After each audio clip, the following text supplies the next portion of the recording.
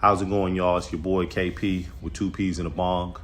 March is full of madness. You have so many teams trying to make it to the NCAA tournament to get an at-large bid or to get an automatic bid, depending on what conference you're playing in. But when you think of March Madness, most people think about the NCAA field of 68. But that's not the reason that March is madness. You have other tournaments. For instance, you have teams trying to get into the NCAA tournament. You also have the NIT, takes 32 teams. You have the CBI, takes 16 teams. You have the CIT, takes 16 teams. And you have a new tournament called the Crown, which is taking 16 teams as well. But let's look at it and look at when the events start. Most of the events start toward the end of March. And will go into April. Some of them will go into April. But the problem with this is that in that same time when these tournaments are starting, you also have something called the transfer portal that will open on March 24th and stay open until April 22nd. So now players have to make a decision and coaches have to make a decision. If they want to go to these tournaments, or if they want to enter the transfer portal, or in the coach's sake, scout the transfer portal or scout another job.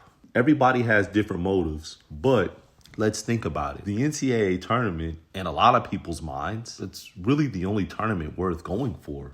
I mean, the NIT, it's second fiddle, and teams go to that as well, but that's not always a guarantee. Last year, you had North Carolina, who turned down an NIT bid. They didn't go. And honestly, when you don't go, you don't have to say why you're going or not going. Looking at this new tournament that they're laying out, the Crown is new. It's the inaugural year. It's going to be in Las Vegas with 16 teams, and it's going to be from March 31st to April 6th. The thing with this tournament is that there's going to be NBA scouts that are going to be watching these talented players. So the incentive is that each participant will get money, but it's also a chance to play in front of NBA scouts. However, it's also a chance for players that want to transfer to get one more game under your belt to possibly transfer and have better film. Looking at those dates and the portal being open, do you really want to risk injury? There's a team, Rutgers. Rutgers has 2 potential top 5 NBA draft picks. Now, they're not going to make the NCAA tournament. So the question is, will they go to the NIT tournament or will they take the invite to the Crown tournament? But if you're already potential top 5 players and you finish your season unscathed, meaning you're not hurt or anything else, why would you enter into another tournament? Why wouldn't you just get ready for the draft? Makes sense, right? Well, honestly, the NCAA is going to have to rethink this because the incentive of playing in front of scouts sounds great. And the incentive of making more money sounds great. But is it bigger than the risk of injury? Do coaches really want to go into a tournament where they don't have all their players? Because if you've entered the transfer portal, you're not eligible to play for your college team. So that's another thing that coaches have to look at.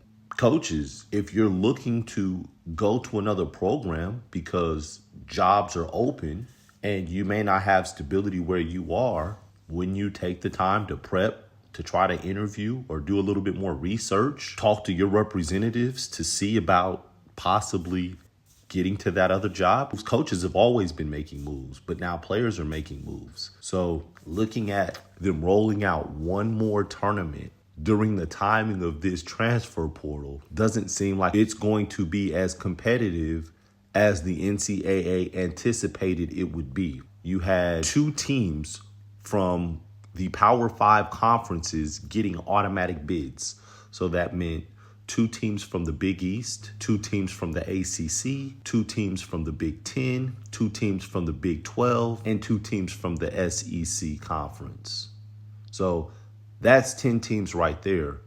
You put 6 more teams in that are possibly mid-major teams, possibly high-major teams, just kind of depends on it, to make it to where it's a competitive and attractive tournament for NBA scouts to want to go to look at the hidden gems. I understand the thought process of rolling it out, but the dates just don't go well with the portal.